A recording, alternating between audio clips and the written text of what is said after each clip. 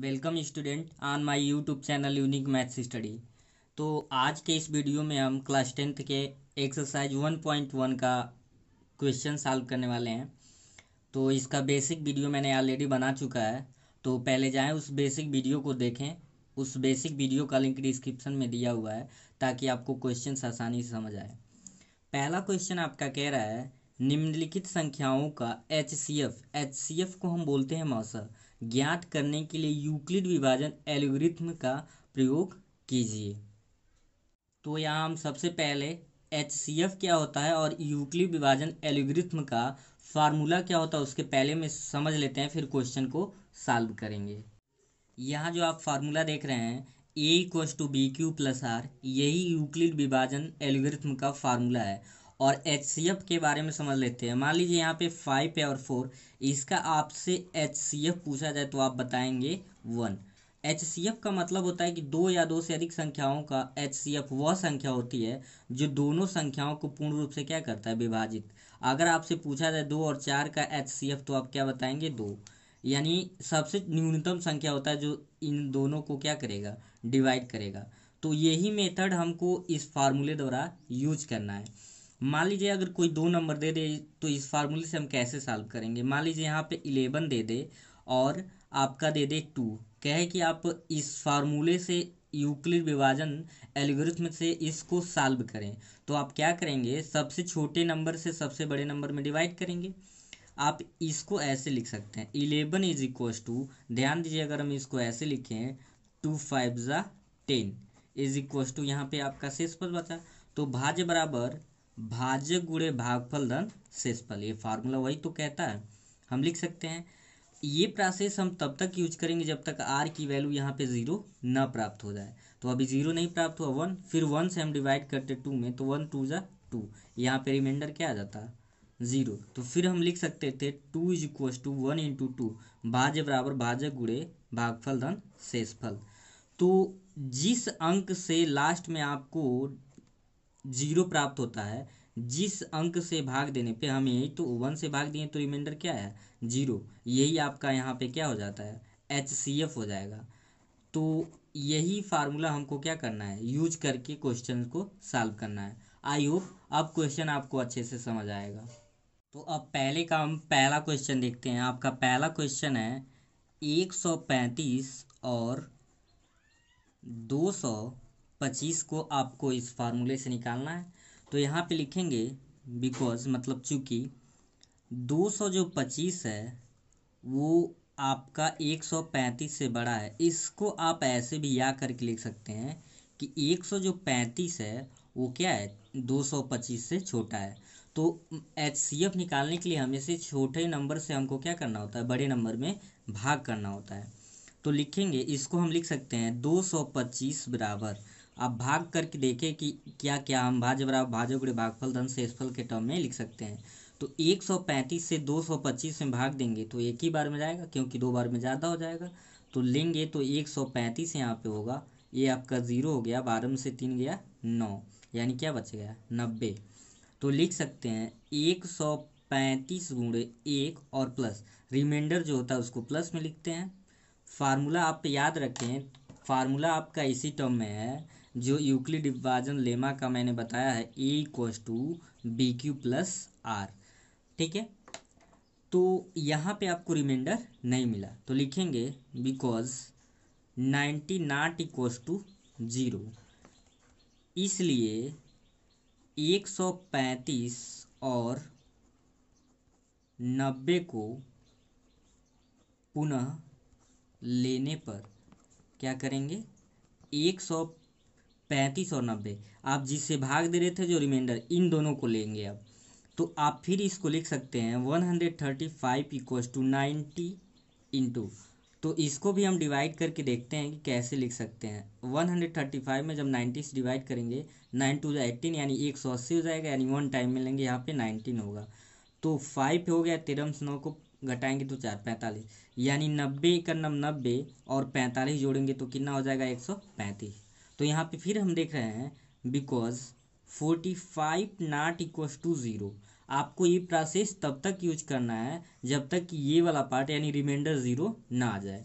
फिर यही आप लिख सकते हैं, इसलिए 90 और 45 को पुनः क्या करने पर, लेने पर, या 90 और 45 पर फिर से यूक्लिड विभाजन एल्गोरिथ्म प्रयोग करने पर। तो हम इसको अब लिख सकते हैं 90 इक्वल टू, अगर हम 45 से डिवाइड करते 90 में तो क्या हो, 42 जा 90, आपका रिमाइंडर यहाँ पे क्या बचता, 0 बचता। तो इसको कुछ हम ऐसे लिख सकते हैं 45 इंटू 2 प्लस 0। तो लिखेंगे यहाँ पे अब, चूँकि शेषफल यानी इक्वल टू 0, अतः यूक्लिड विभाजन परिमेयिका का प्रोसेस यहाँ पे क्या होता है, समाप्त होता है। अतः यूक्लिड विभाजन एल्गोरिथ्म का यहाँ पे प्रोसेस क्या लिख देंगे, समाप्त होता है। तो लिखेंगे इसलिए 135 और 225 का जो HCF हो जाएगा आपका, वो क्या हो जाएगा, 45। हमेशा याद रखेंगे, जिस पे भाग देने पे रिमाइंडर 0 प्राप्त होगा वही क्या हो जाएगा, HCF होगा। सेकेंड क्वेश्चन आपका है 196 और 38,220। तो इस पे भी आपको वही सेम प्रोसेस यूज करना है, फार्मूला वही है, A equals to BQ plus R, जहाँ पे आर क्या होता है, या तो 0 होता है या तो 0 से बड़ा होता है और B से छोटा होता है। तो लिखेंगे, चूँकि यहाँ पे समय बचाने के लिए मैंने यहाँ पे पहले से नोट कर लिया है, 196 इज लेस देन 38,220 या 38,220 इज ग्रेटर देन 196। जिधर ये बड़ा साइन होता है वो बड़ा होता है। तो आप यहाँ पे चूंकि कह रहे हैं कि 196 जो है 38,220 से छोटा, या 38,220 जो है 196 से क्या है, बड़ा है, इसलिए 196 और 38,220 पर यूक्लिड विभाजन एल्गोरिथ्म प्रयोग करने पर। अब ध्यान दीजिए, मैं यहाँ पे पूरा स्टेप बाय स्टेप लिख के बता दे रहा हूँ, आप अपने एग्जामिनेशन में सेम ऐसे ही लिखेंगे, तो इसको अच्छे से नोट बना लेंगे। तो इन दोनों नंबर्स पे हम क्या कर रहे हैं, ये फार्मूला यूज कर रहे हैं। तो जब फार्मूला यूज किया गया है तो 38,220 को हम लिख सकते हैं 196 गुणे 195 प्लस 0। अब ये कैसे लिखा गया ये देख लेते हैं। जब 196 से 38,220 में क्या बताया गया, सबसे छोटे नंबर से उससे बड़े नंबर में भाग देना है।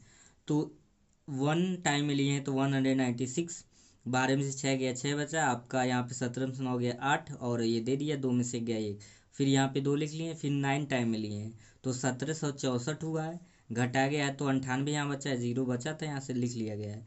196 में जब 5 से गुणा किया गया है तो आ गया 980, यानी 980 में से 980 को जब घटाएंगे तो आपका रिमाइंडर क्या बचेगा, 0। तो यही ना, ये आपका भाज्य होता है, सॉरी ये भाज्य होता है। तो भाज्य बराबर भाजक गुणे भागफल धन शेषफल, तो उसी के टर्म में यहाँ पे लिखा गया है। तो चूंकि आपको ये बताया गया जिससे भाग देने पर शेषफल 0 प्राप्त होता है वही आपका क्या होता है, HCF होता है। तो लिखेंगे चूंकि 196 से 38,220 में भाग देने पर शेषफल 0 प्राप्त होता है, इसलिए यह प्रक्रिया यहाँ पे समाप्त हो जाता है।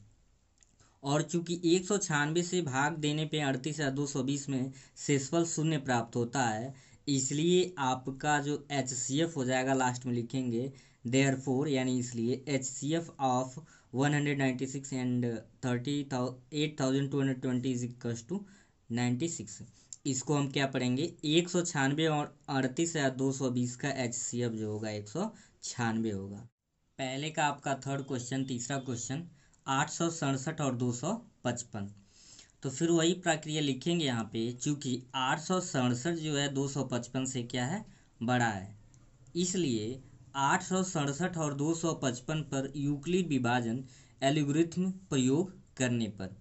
तो प्रोसेस वही, हम क्या करते हैं, सबसे छोटे नंबर से सबसे बड़े में भाग देते हैं। तो चूंकि 255 में जब 867 से भाग दिया जा रहा है तो ये 3 टाइम में गया है, 765 हुआ है, और घटाने पे क्या बचा है, 102। तो आप 867 को भाज्य बराबर भाजक गुणे भागफल धन शेषफल के रूप में लिख सकते हैं। 255 ये भाजक आपका है और गुणे भागफल धन शेषफल, 255 गुणे 3 प्लस 102। तो चूंकि यहाँ पे शेषफल 0 प्राप्त नहीं होता है तो इसलिए लिखा गया, इसलिए चूंकि 102 0 के बराबर नहीं है तो लिखेंगे पुनः 255 और 102 पर यूक्लिड विभाजन एल्गोरिथ्म प्रयोग करने पर। आप अपने एग्जाम में भी सेम ऐसे ही लिखेंगे। जब तक शेषफल शून्य नहीं प्राप्त होगा, ये प्रोसेस आपको अप्लाई करना है। तो अब हम क्या किए हैं, अब फिर क्या करना होता है, जो जिससे भाग दिए थे और जो शेषफल आया था उन दोनों को लेना है। तो बड़ा क्या है आपको 255 और छोटा है 102। तो सबसे छोटा 102 से 255 में भाग दिए तो 2 बार में, यहाँ पे 204 हुआ है, घटाने पे क्या आ गया आपका 51। तो 255 बराबर लिखा गया है 102 गुणे 2 और प्लस 51, यानी भाज्य बराबर भाज्य गुणे भागफल के टर्म में लिखा गया। तो फिर यहाँ पे देख रहे हैं कि शेषफल आपका शून्य नहीं है, तो लिखेंगे चूंकि 51 नॉट इक्वल टू 0 यानी 51 नॉट इक्वल टू 0। तो फिर सेम वहाँ यहाँ भी वही चीज़ लिखेंगे कि 102 और 51 पर यूक्लिड विभाजन एल्गोरिथ्म प्रयोग करने पर। तो जब आप फिर ये प्रोसेस यूज करेंगे तो ध्यान दें, अगर यहाँ पे हम 100 आपका 2 था, 51 से हम 102 में जब भाग देते तो क्या होता 2 टाइम में, यानी आपका 2 हो जाता, यहाँ पे आपका रिमाइंडर क्या आ जाता 0। तो 102 बराबर लिख सकते हैं 51 गुणे 2 और प्लस 0। तो चूंकि 51 से भाग देने पे आपका शेषफल क्या प्राप्त हो रहा है, शून्य प्राप्त हो रहा है, इसलिए प्रोसेस यहाँ पे क्या होता है समाप्त। इसलिए लिखा गया है यहाँ शेषफल शून्य प्राप्त होता है, अतः यह प्रक्रिया यहाँ पे क्या हो गई, समाप्त हो गई। अतः 867 और 225 का HCF कितना आ जाएगा, 51 आ जाएगा। तो अच्छे से इसको लिख लेंगे और नोट बना लेंगे। आई होप आपको सारे क्वेश्चन अच्छे से समझ आ गए होंगे। तो वीडियो कैसा लगा कमेंट करके ज़रूर बताएं। फिर मिलते हैं अगले वीडियो में, तब तक के लिए धन्यवाद।